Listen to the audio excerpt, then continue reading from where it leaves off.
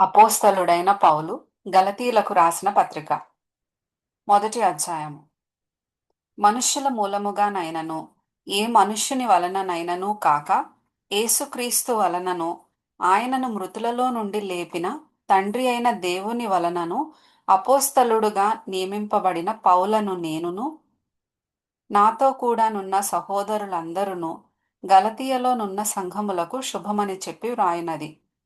తండ్రి అయిన దేవుని నుండియు మన ప్రభు అయిన యేసు క్రీస్తు నుండియు మీకు కృపయు సమాధానమును కలుగునుగాక. మన తండ్రి అయిన దేవుని చిత్త ప్రకారము క్రీస్తు మనలను ప్రస్తుతపు దుష్టకాలములో నుండి విమోచింపవలెనని మన పాపముల నిమిత్తము తన్ను తాను అప్పగించుకొనెను. దేవునికి యుగ యుగములకు మహిమ కలుగును గాక. ఆమేన్. క్రీస్తు కృపను బట్టి మిమ్మును పిలిచిన వానిని విడిచి భిన్నమైన సువార్త తట్టుకు మీరింత త్వరగా తిరిగిపోవుట చూడగా నాకు ఆశ్చర్యమగుచున్నది. అది మరి ఒక సువార్త కాదు గాని క్రీస్తు సువార్తను చెరుపగోరి మిమ్మును కలవరపరచువారు కొందరున్నారు.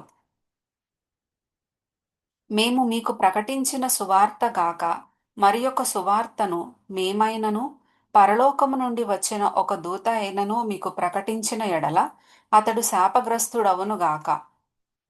మేమిది వరకు చెప్పిన ప్రకారం ఇప్పుడును మరల చెప్పుచున్నాము.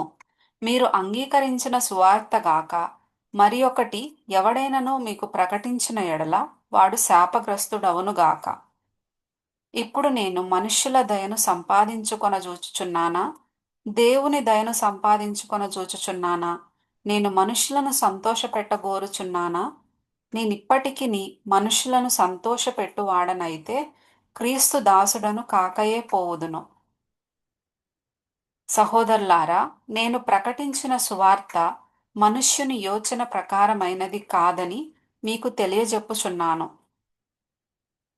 మనుష్యుని వలన దానిని నేను పొందలేదు, నాకెవడునూ దాని బోధింపనూ లేదు గాని యేసుక్రీస్తు బయలుపరచుట వలననే అది నాకు లభించినది.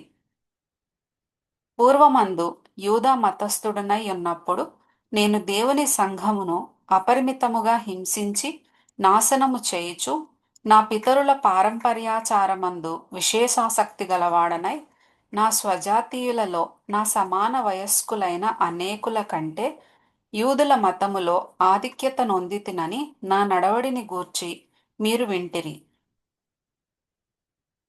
అయినను తల్లి గర్భమునందు పడినది మొదలుకొని నన్ను ప్రత్యేకపరచి తన కృపచేత నన్ను పిలిచిన దేవుడు నేను అన్యజనులలో తన కుమారుని ప్రకటింపవలెనని ఆయనను నాయందు బయలుపరపననుగ్రహించినప్పుడు మనుష్య మాత్రులతో నేను సంప్రదింపలేదు. నాకంటే ముందుగా అపోస్తలులైన వారి యొద్దకు యెరూషలేమునకైనను వెళ్ళనూ లేదు గాని వెంటనే అరేబియా దేశములోనికి వెళ్ళితిని. పిమ్మట దమస్కు పట్టణమునకు తిరిగి వచ్చితిని. అటుపైని 3 సంవత్సరములైన తరువాత కేఫాను పరిచయము చేసుకొనవలెనని యెరూషలేమునకు వచ్చి అతనితో కూడా 15 దినములుంటిని. అతనిని తప్ప అపోస్తలులలో మరి ఎవనిని నేను చూడలేదు గాని ప్రభువు యొక్క సహోదరుడైన యాకోబును మాత్రము చూచితిని.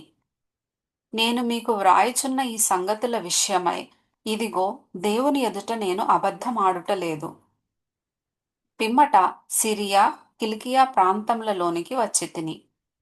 క్రీస్తునందున్న యూదయ సంఘముల వారికి నా ముఖపరిచయము లేకుండెను గాని మునుపు మనలను హింసపెట్టినవాడు తాను పూర్వమందు పాడు చేయుచూ వచ్చిన మతమును ప్రకటించుచున్నాడను సంగతి మాత్రమే విని వారు నన్ను బట్టి దేవుని మహిమపరచిరి.